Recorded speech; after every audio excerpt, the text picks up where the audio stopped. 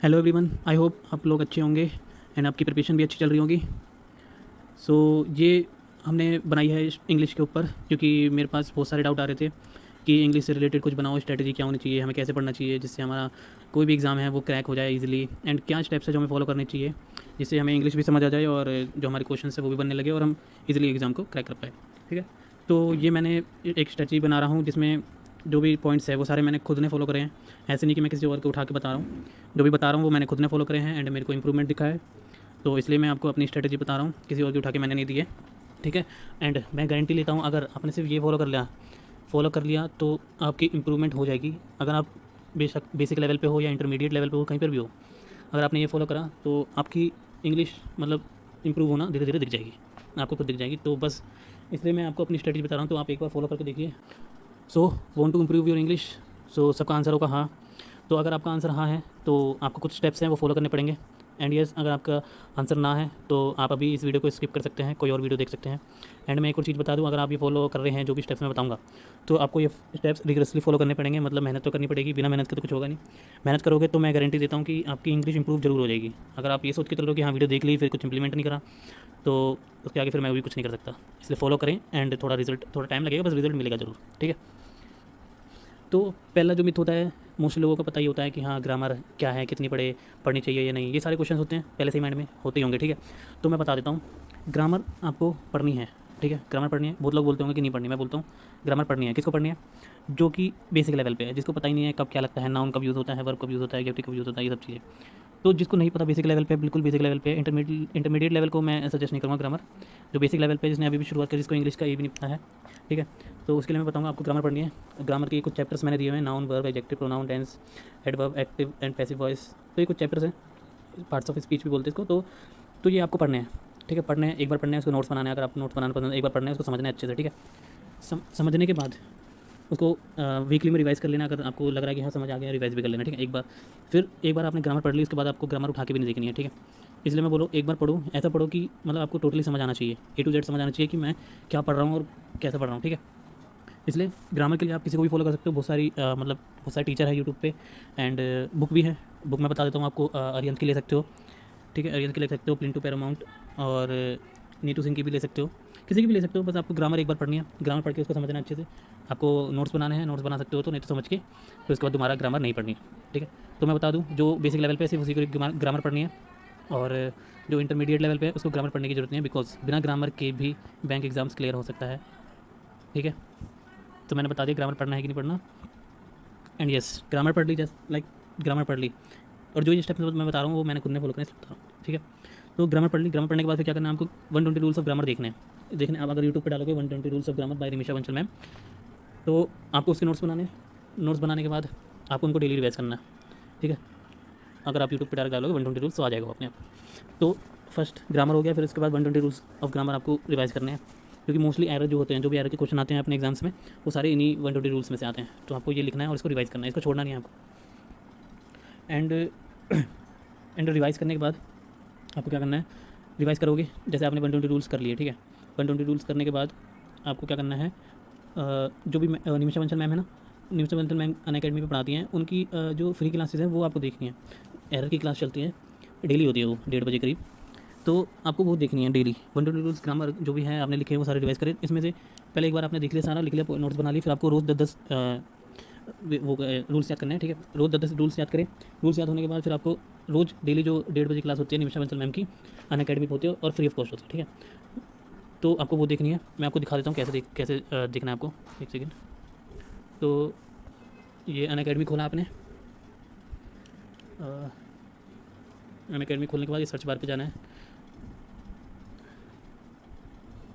उसके बाद Nimisha Bansal ma'am search कर लेना, उसमें आ जाएगा, तो इनको फॉलो कर लेना।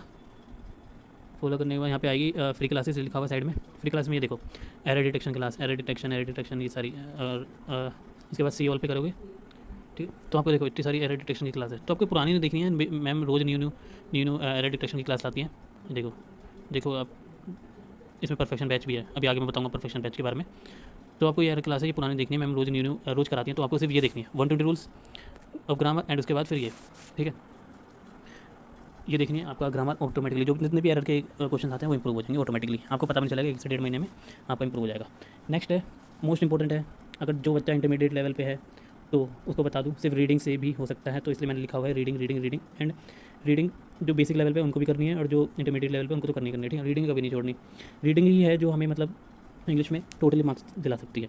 तो अब रीडिंग का क्या है, बहुत लोग क्या बोलते हैं कि कुछ पढ़ो, ये पढ़ो, वो पढ़ो, तो मैं डायरेक्टली बता देता हूँ, आपको जो मन कर रहा है वो पढ़ो, लेकिन आपको पढ़ना है कब, डेली पढ़ना है आपको। एक भी दिन छूटा तो आपका मतलब जो भी आप पढ़ रहे हो वो कुछ समझ नहीं आएगा, ऐसा होता है, ठीक है। तो मैं बता दूँ कोई भी स्टोरी बुक्स है जो भी आपको पसंद हो, अगर बुक्स पढ़ना पसंद हो तो बुक्स पढ़ सकते हो, और जो भी क्लास बुक्स है लाइक जो 8th और 7th या 6th क्लास की जो भी बुक्स होती हैं, ठीक है, स्टोरी बुक्स होती हैं उनकी, वो पढ़ सकते हो।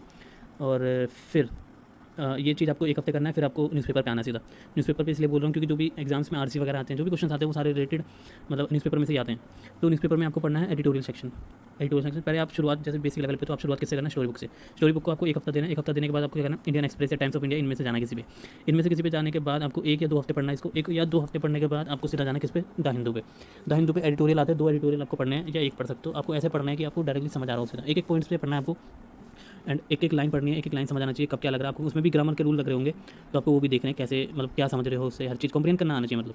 तो रीडिंग ये नहीं कि आप एक ही बार में पढ़ जा रहे हो, ऐसा तो कोई भी कर लेगा, लेकिन आपको क्या है रीडिंग करते करते आपको समझना भी कि वो क्या बोलना चाह रहा है, कौन है, मतलब ऑथर का टोन क्या है, पैसे जो बोलना चाह रहा है वो नेगेटिव सेंस में है या पॉजिटिव सेंस में, ये सब भी समझ आना चाहिए आपको, ठीक है। तो मैं बता दिया रीडिंग मोस्ट इंपॉर्टेंट है, रीडिंग आपको छोड़ना नहीं है।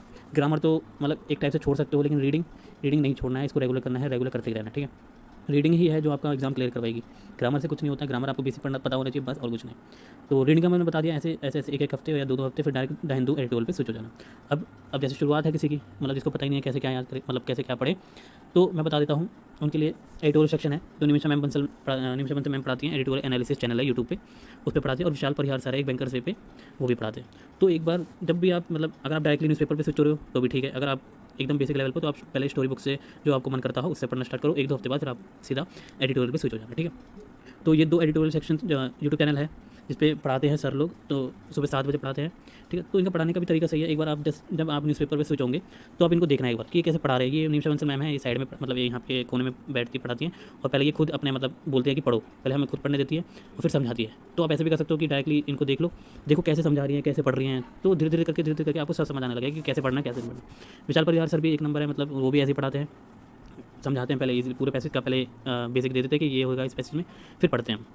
तो ये दोनों चैनल हैं, इनमें से कोई एक देख लेना आप, जिसका भी तरीका आपको अच्छा लग रहा हो पढ़ाने का, तो इनमें से देख लेना। और चैनल का नाम है एडिटोरियल एनालिसिस, जिसमें निमिषा बंसल मैम पढ़ाती हैं और बैंकर्स वे पे विशाल परिहार सर पढ़ाते हैं। सो अब कुछ इंपॉर्टेंट पॉइंट्स हैं, ये नोट्स है जो आपको करने ही करने हैं, ठीक है।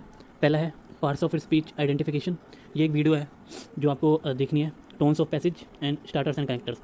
तो ये वीडियो सारी यूट्यूब पे पड़ी है, आप डायरेक्ट अगर टॉपिक के नाम से सर्च करोगे तो आपको डायरेक्टली मिल जाएगी, निमिषा बंसल मैम ने पढ़ाया हुआ है इसको। और ये डायरेक्टली आपको देखना पार्ट्स ऑफ स्पीच आइडेंटिफिकेशन, आपको पता होना चाहिए कौन सा पार्ट्स ऑफ स्पीच कैसा होता है, क्योंकि ये फिलर्स में, क्लोजनेस में, और यहाँ तक कि जो भी हमारे वोकैबुलरी बेस्ड पे आते हैं ना जितने भी सवाल, उन सब में ये हेल्प करता है पार्ट्स ऑफ स्पीच, ठीक है। अब टोन ऑफ द पैसेज आपको पता होगा, मेंस में बहुत इंपॉर्टेंट है। मेंस में क्या प्री में भी आता है कि इस पैसेज की टोन बताओ, तो कुछ टोन्स है जो मैम ने इंपॉर्टेंट जो एग्जाम्स में आती है वो टोन्स बताई हुई है मैम ने, आप इसको भी डायरेक्टली यूट्यूब पे सर्च कर लेना, आपको मिल जाएगा वो। एंड ये है starters and connectors, starter connector भी आपको डायरेक्टली मिल जाएगा। कुछ कनेक्टर्स होते हैं जो जैसे कि प्री एग्जाम्स में हमारे मैसेज कॉलम आते हैं, ठीक है, पैराजम्बल आता है, और भी कुछ टॉपिक्स आते हैं जिसमें हमें पता होना चाहिए स्टार्टर कनेक्टर मतलब जो भी इतने भी होते हैं वो कौन से फील्ड में आ रहे हैं, कौन सी कैटेगरी में आ रहे हैं, तो ये सब पता होना चाहिए।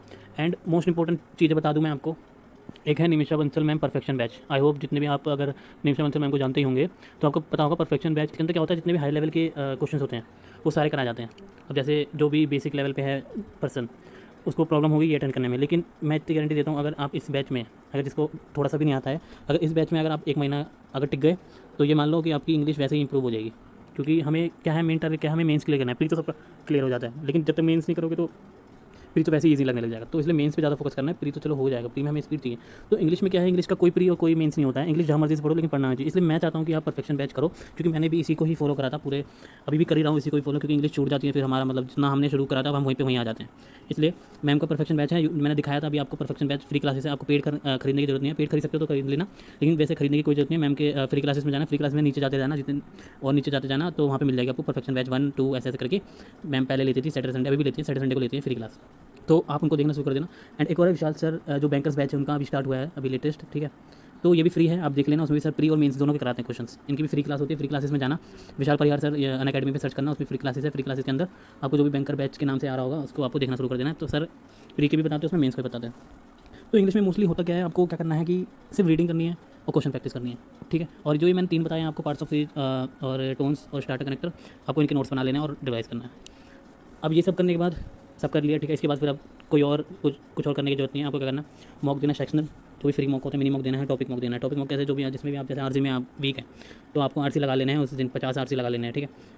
और जैसे पैराजंबल आपका वीक है तो पैराजंबल कर लेना है एक दिन, बैठ के पूरे 50 पैराजंबल कर लो, तो आपका वो धीरे धीरे कॉम्प्रिहेंशन जो भी स्किल है वो आप धीरे धीरे बढ़ने लगेगी, ठीक है।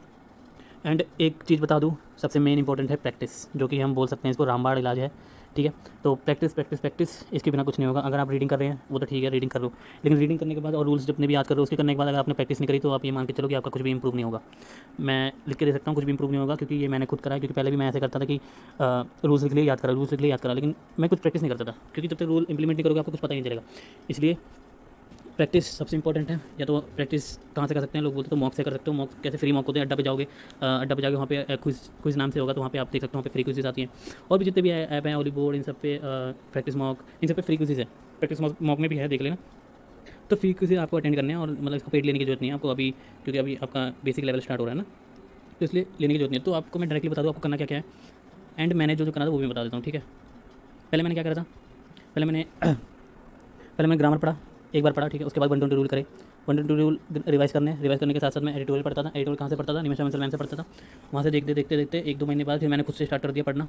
वैसे मैं पढ़ता तो वीडियो से हूँ, बस मैम पहले बोलते ना खुद से पढ़ दो, मैं खुद से पढ़ता हूँ, ठीक है। एडिटोरियल पढ़ा, फिर इनके नोट्स बने, पार्ट्स ऑफ स्पीच, और फिर टोन्स, और फिर स्टार्टर कनेक्टर, ठीक है। उसके बाद फिर मैं क्या करने लगा, उसके बाद फिर मैं परफेक्शन बैच है जो मैम का है, निमिषा मंसल मैम का, उनको अटेंड करने लगा। अटेंड करने के बाद फिर मैं क्या करता हूँ, मॉक वगैरह देता हूँ। मॉक वगैरह देने के बाद फिर बस प्रैक्टिस कहीं से भी करनी है, हमारा बस मेन मकसद है प्रैक्टिस करना। तो आपको 3-4 चीज़ें करनी है। रीडिंग अगर परफेक्शन बैच ले सकते हो तो ले लो, नहीं तो फ्री क्लासेस है, नहीं तो किसी एक को फॉलो करना है। दोनों सर मैंने बताया ना, मैम और सर है, तो उनमें से एक को फॉलो करना है, दोनों को मत। तो दोनों को भी कर सकते हो, बस प्रैक्टिस ही करनी है। इंग्लिश की कोई वो नहीं है कि आप जितना प्रैक्टिस करोगे आपको उतना ही होगा, ठीक है। तो दोनों को प्रैक्टिस कर सकते हो। एक का बैंकर बैच है, एक परफेक्शन बैच है, तो दोनों में से किसी का भी कर लेना, ठीक है। अगर आप सिर्फ उससे भी प्रैक्टिस करते हो ना तो भी आपका मतलब आराम से जो भी इंप्रूवमेंट है वो हो जाएगा।